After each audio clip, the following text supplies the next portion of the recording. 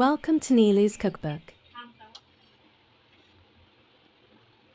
আমের ডেজার্ট এত মজার হয়, সবাই রান্না করে দেখেন, খেয়ে দেখেন। না খাইলে বোঝার কোনো উপায় নাই। আমার জানাই ছিল না আম দিয়ে এত মজার ডেজার্ট হয়।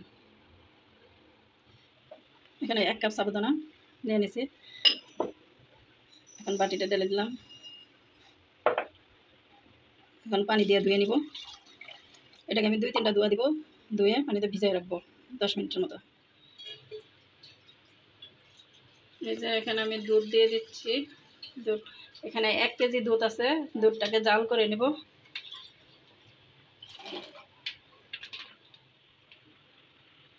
দুধটাকে বসায় দিয়ে একটু পরে করে নাড়তে থাকতে হবে, না হয় নিচে লেগে যেতে পারে। আমি এখন 2টা তেজপাতা দিয়ে দিচ্ছি ছিঁড়ে, আর এখানে চাইলে এলাচিও দেওয়া যেতে পারে। 10 মিনিট পরে সাবুদানাটা ভিজে গেছে, ভিজে এই যে নরম হয়ে আসছে। এখন আমি দুধে দিয়ে দিব। সাবুদানাটা ঢেলে দিচ্ছি।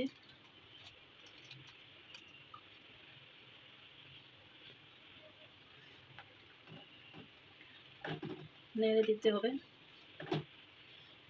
এখন নাড়তে থাকতে হবে যাতে লেগে না যায় সবগুলো একসাথে।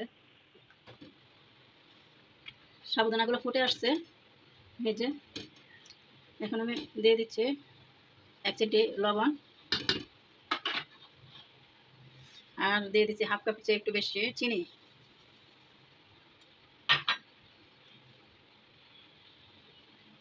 এটা একদম সহজ তৈরি করা, খেতেও দারুণ। এই তো হয়ে আসতেছে। এখন আমি এটা মূলত আম দিয়ে করা, আমের পাল্পটা আমি দিয়ে দিব। এখানে আমি 2টা আম কেটে নিছি, একটা এরকম ছোটো করে কুচি কুচি করে কেটে নিছি, আর একটা এই যে চিপে পিউরি বানিয়ে নিছি। এটা আমি জাল করে নিছি পিউরি বানিয়ে। চিনিটা গলে আসছে, এই তো নাড়তে থাকতে হবে, না নাড়লে দেখা যায় যে লেগে যায় নিচে। এখন আমি চুলাটা বন্ধ করে দেবো, চুলাটা বন্ধ করে আমের পিউরিগুলি দিয়ে দেবো। এই যে আমের পিউরিটা দিয়ে দিচ্ছি।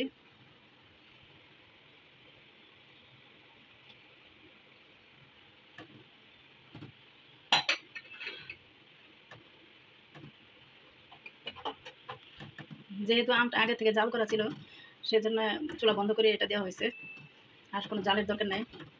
এটা ঠান্ডা হয়ে আসবে, আরও ঘন হয়ে আসবে। এখন আমি রেখে দেবো ঠান্ডা হওয়ার জন্য। এই যে এখনও পুরোপুরি ঠান্ডা হয়ে সারে নাই, কিছুটা গরম রয়েছে। একবারে ঠান্ডা হলে আর একটু ঘনত্ব বাড়বে। এটা যেমন খাইতে মজা, দেখতেও এরকম সুন্দর।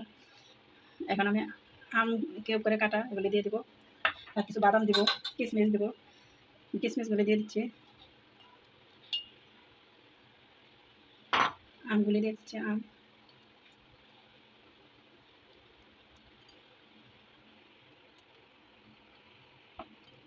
যেহেতু আমের ডেজার্ট, এটা আম দিয়ে এত মজার ডেজার্ট হয়, তৈরি করে খেয়ে দেখতে পারেন। যে বাদাম দিয়ে দিচ্ছি, কাজু বাদাম, আর যে কোনো বাদামই দেওয়া যেতে পারে।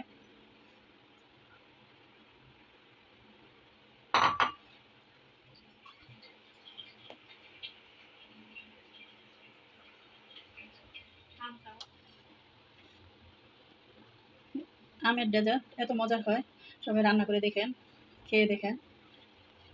না খাইলে বোঝার কোনো উপায় নাই। আমার জানাই ছিল না আম দিয়ে এত মজার ডেজার্ট হয়।